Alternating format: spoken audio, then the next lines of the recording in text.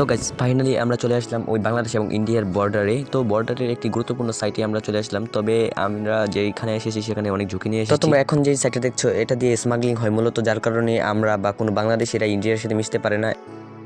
তো আমরা একটি বিএসএফ ক্যাম্পের অনেক সাথে আছি। বিএসএফ ক্যাম্পের ওই পুলিশটাকে আমরা ম্যানেজমেন্ট করে তারপর আমরা ভিডিও শুরু করলাম। তারপরও তিনি কিছু সময় দিলেন শুধু আমাদের ভিডিও করার জন্য, আমরা বেশি ভিডিও করতে পারি নাই।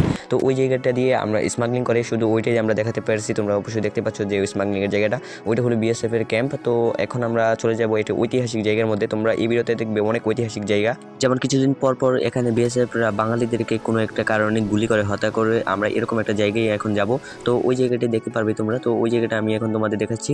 তার আগে তোমরা এটা দেখে নাও। তো এটা হলো যে রিভারটা দেখতে পাচ্ছ, ওই রিভারটা হলো ইন্ডিয়ান একটি ঝর্ণা।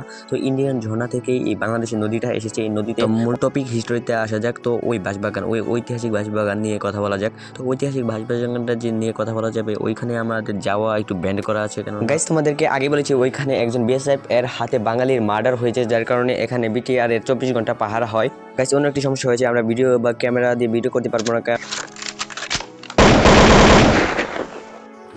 ভাই আমরা এখানে দেখতে পাচ্ছি একটু আগে আমরা ব্লগ ভিডিও বানানোর জন্য গেছিলাম। তো ব্লগ ভিডিও বানানোর জন্য যাইতেই আমাদের বাংলাদেশের যে পুলিশ অর্থাৎ আইন বাহিনী, সর্বশেষ যে আইন বাহিনী অর্থাৎ বিটিআর, তো ওই বিটিআর বা বিজিবি আসছে আমাদের দৌড়াইতেছে। তো এই দৌড়ানির কারণে আমরা আমাদের বাড়িতে চলে যাচ্ছি। এই স্মাগলিং এবং এগুলোর ব্লগ ভিডিও আর বানানো হবে না, কেননা এটি আইনিভাবে ব্যান করা দেওয়া হয়েছে। তো ব্যান করে দেওয়ার পরে এখন আমরা বাড়িতে চলে যেতে হবে। এখানে তাদেরকে বোঝানো সম্ভব না, তারা আমাদেরকে গণপিটানো দিতে পারে। তাই চলো আমরা আজকের ভিডিওটা এখান থেকে বন্ধ করে দিই।